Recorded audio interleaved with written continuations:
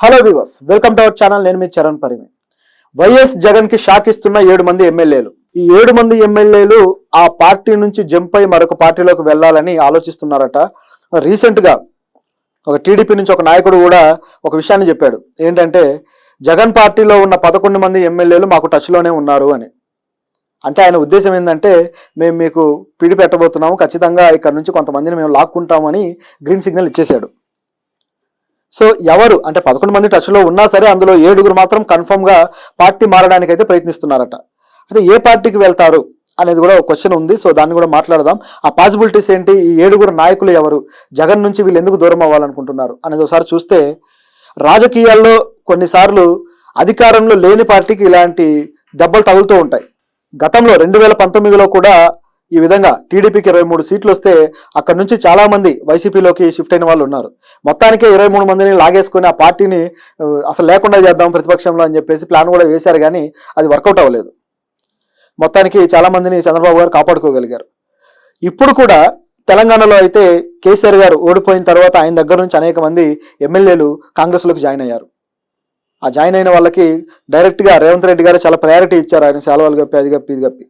So అంత priority కూడా తీసుకున్నారు. అంటే పార్టీ ఫిరాయింపుదారులకు ఇంత ఎంకరేజ్మెంట్ ఏంటి అనే క్వశ్చన్ కూడా మనకి రాజకీయ వ్యవస్థ మీద అడగాల్సిన పరిస్థితి ఉంది. ఈ ఫిరాయింపుదారులను నిజంగా వీళ్ళ మీద కేసులు పెట్టాలి. పిక్ పాకెటర్ మీద కేసులు పెడతారు చూడండి, లేకపోతే చీటింగ్ కేసులు 420. సో ఈ టైప్ ఆఫ్ కేసులు పెట్టాలి. ఒక పార్టీలో ఉండి ఒక నాయకుడికి లేదా ఒక పార్టీ సిద్ధాంతానికి కట్టుబడి గెలిచి ఈ పార్టీలో మేము ప్రజలకు సేవ చేస్తామని చెప్పి తర్వాత పార్టీ గవర్నమెంట్ ఏ పార్టీలో ఉంటే ఆ పార్టీకి వెళ్ళిపోయి నేను ప్రజల కోసమే వచ్చానంటారు. మళ్ళీ అదో కబుర్లు. ప్రజల కోసమే మేము పార్టీ మారాము, ప్రజాసేవ చేయాలంటే మారాల్సిందే, అభివృద్ధి కోసం మారానని కబుర్లు చెప్తారు.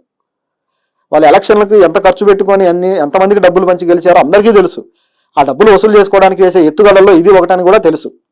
ఎందుకంటే ప్రాజెక్టులు రావాలి, ఏదో ఒక పథకాలు ఇస్తే ఆ పథకాల్లో డబ్బులు వస్తాయి, దానికోసమే మారతారు అనేది ప్రజలకు తెలుసు. అంటే అంతా ఓపెన్ సీక్రెట్ అనమాట. అయినా సరే ఈ విధమైన పద్ధతి జరుగుతూ ఉంటుంది. అదే విధంగా ఇప్పుడు కూడా జరిగింది. అంటే త్వరలో జరగబోతుంది అనమాట. దీనికి సంబంధించి ప్రణాళికలు అయితే నడుస్తూ ఉన్నాయట. ఒక 7 మంది ఎమ్మెల్యేలు జగన్ మీద అసంతృప్తితో ఉన్నారు ఆల్రెడీ. వాళ్ళు కొంతమంది బయటకు కూడా వచ్చారు. సో వాళ్ళే ఇప్పుడు మారబోతున్నారు. అయితే టీడీపీలోకి వెళ్తారా జనసేనలోకి వెళ్తారా అని చూసినప్పుడు కొంతమంది జనసేనలోకి కొంతమంది టీడీపీలోకి వెళ్ళాలని ఆలోచిస్తున్నారట. ఎందుకంటే అక్కడ ఉన్నప్పుడు చంద్రబాబు గారిని విపరీతంగా విమర్శించిన వ్యక్తులు ఉన్నారు. సో వాళ్ళు టీడీపీ వైపు కాకుండా జనసేన వైపు చూసే ప్రయత్నంలో ఉన్నారు. అదేవిధంగా కాస్త కాముగా ఉండి ఏదో తమ పబ్బం మాత్రమే గడుపుకుంటున్న వ్యక్తులు ఉన్నారు. వాళ్ళు మాత్రం టీడీపీలోకి వచ్చేసి ఇక్కడ అవకాశం సంపాదించుకోవాలనే ఐడియాలో ఉన్నారు. ముఖ్యంగా మనం కొద్ది రోజుల నుంచి గమనించి చూస్తే ఎవరెవరు ఇలా వెళ్ళొచ్చు అనేది మనకు ఒక అంచనా వస్తుంది. చాలా మంది వైసీపీ నాయకుల మీద కేసులు పెట్టి ఇబ్బందులు పెడుతూ ఉన్నారు. ఈ కేసులు ఎదుర్కొంటున్న వాళ్ళలో అనేక మంది చంద్రబాబు గారిని దూషించిన వాళ్ళు, వాళ్ళ పార్టీ కార్యాలయాలు కూల్చేసిన వాళ్ళు, అలాగే వాళ్ళ కార్యకర్తల మీద దాడులు చేసిన వాళ్ళు, ఇలాంటి వాళ్ళు ఉన్నారు.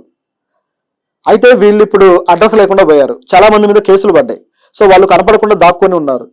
వీళ్ళైతే పార్టీ మారే అవకాశం అయితే కొద్దిగా తక్కువే. ఎందుకంటే వాళ్ళు వచ్చిన వాళ్ళని స్వీకరించడానికి ఈ పార్టీలు రెడీగా లేవు. గత రాజకీయాలు వేరేగా జరిగాయి, కానీ ఇప్పుడు మాత్రం అలా లేవు. పూర్తి స్థాయి కక్షపూరిత రాజకీయాలు మాత్రమే నడుస్తున్నాయి. ఒక వ్యక్తిని ద్వేషించడం మొదలెడితే ఇక వాడు నాశనమైనంత వరకు ద్వేషమే. ఆ విధంగా రాజకీయాలు మారిపోయాయి అన్నమాట. కాబట్టి వాళ్ళని స్వీకరించడానికి ఈ పార్టీలు రెడీగా లేవు. సో వాళ్ళు పక్కన పెట్టేస్తే మరికొంతమంది ఉన్నారు. అడపాదడపా విమర్శలు చేస్తూ వచ్చారు. అవసరమైతే ఎంత దూరమైనా వాళ్ళకు మళ్ళీ దగ్గర అవడానికి ప్రయత్నించగలరు. అలాంటి నాయకులు ఉన్నారు. సో వాళ్ళు ఏమైనా షిఫ్ట్ అవుతారా? ఈ మధ్యకాలంలో జగన్ గారి మీద విమర్శలు చేస్తూ సోషల్ మీడియాలో వైరల్ అయిన నాయకులు ఉన్నారు. ముఖ్యంగా కేతిరెడ్డి గారు. ఆయన జగన్ మీద డైరెక్ట్గానే విమర్శలు చేసేశారు. ఆయన సోషల్ మీడియా హ్యాండిల్స్లో లైవ్లు కూడా పెట్టి ఆయన విమర్శలు చేశారు. జగన్ అసలు సరిగ్గా మెయింటైన్ చేయలేకపోయారు. ఎమ్మెల్యేలతోటి ప్రజలతోటి మధ్య అనుబంధాన్ని మేము మెయింటైన్ చేద్దామంటే మధ్యలో ఈ వాలంటీర్ వ్యవస్థ వచ్చేసి మొత్తం డిస్టర్బ్ చేసేసింది అని మాట్లాడాడు. అదేవిధంగా జగన్కి కొన్ని విషయాల్లో మొండిగా వ్యవహరిస్తాడని చెప్పేసి అట్లా విమర్శించాడనమాట. అలాగే పవన్ కళ్యాణ్కి సంబంధించి ఆయన సినిమాల జోలికి కానీ ఆయన వ్యక్తిగత విషయాల మీద కానీ మేము పోకుండా ఉంటే బాగుండేది, అనవసరంగా వెళ్ళి ఆయన గెలికాము, చివరికి దానికి మూల్యం చెల్లించుకున్నాము అన్నాడు. కాబట్టి చూస్తూ ఉంటే ఈయన ఇటువైపు షిఫ్ట్ అయిపోయి పవన్ కళ్యాణ్ పార్టీలోకి ఏమైనా జంప్ అవుతాడన్న డౌట్ అయితే వస్తుంది. అదేవిధంగా పేర్ని నాని గారు కూడా జగన్ సీఎంఓని సరిగ్గా నడపలేకపోయాడు, ఆ సీఎంఓలో అంటే ఎమ్మెల్యేలు మంత్రులు కూడా జగన్ని కలవడానికి చాలా ప్రాసెస్ ఉంటుంది, చాలా ఇబ్బంది పడాల్సి వస్తుంది, ఆ విధంగా చేశాడు. అదేవిధంగా ఈ మధ్యలో సచివాలయ ఉద్యోగులు వాలంటీర్లు రావడంతో ప్రజలకి ఎమ్మెల్యేల కనెక్షన్ పోయింది, సో ప్రజలు ఎమ్మెల్యేల దగ్గరకు వచ్చి తమ సమస్యలు చెప్పుకునే అవసరమే లేకుండా పోయింది, దాంతో ఎమ్మెల్యేల ప్రాధాన్యత పడిపోయింది అని చెప్పేసి ఈ పేరు నాని గారు కూడా అన్నారు. అయితే ఆయన ఇప్పటికీ జగన్కి అనుయాయుడుగానే ఉన్నాడు. సో ఆయన అంత ఈజీగా స్టాండ్ అయితే మార్చుకునే పరిస్థితి లేదు. కానీ ఒకవేళ వెళ్ళదలుచుకుంటే జనసేనకు వెళ్ళాడు, కానీ వెళ్తే టీడీపీ వైపే వెళ్ళొచ్చు, అవకాశం అయితే ఉంది. కాకపోతే దానికి ఇంకా జరగాల్సిన ప్రక్రియ అయితే ఉంది. సో ఈ వ్యక్తి ఒకరు. అలాగే మనం రోజా గారి గురించి వేరే వీడియోలో నేను అది మాట్లాడాను, రోజా గారు పార్టీ మారుతున్నారు అని చెప్పేసి. సో చూస్తూ ఉంటే ఆవిడ కూడా మారుతారు. కాకపోతే ఆవిడకి 2 పార్టీల్లో ఎంట్రీ లేదు.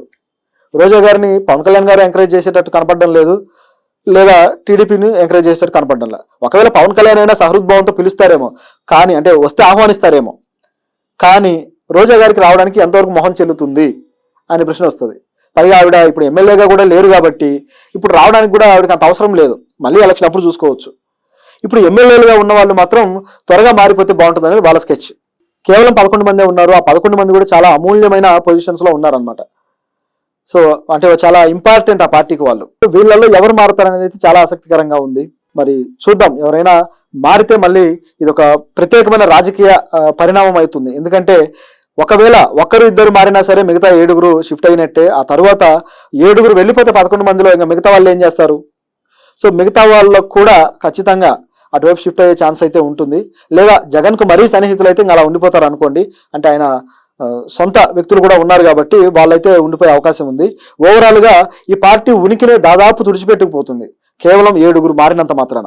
సో అంతటి పెద్ద పరిణామంగా ఇది మారుతుంది. చూడడానికి 7 కానీ అది ఒక పార్టీ యొక్క అస్తిత్వం, పిల్లర్స్ వాళ్ళు. కాబట్టి చాలా పెద్ద విషయంగా మారే అవకాశం ఉంది. అయితే ఇది ఇప్పుడే జరుగుతుందా లేక ఒక 3-4 నెలల తర్వాత జరగచ్చా అనేది అయితే క్వశ్చన్ ఉంది.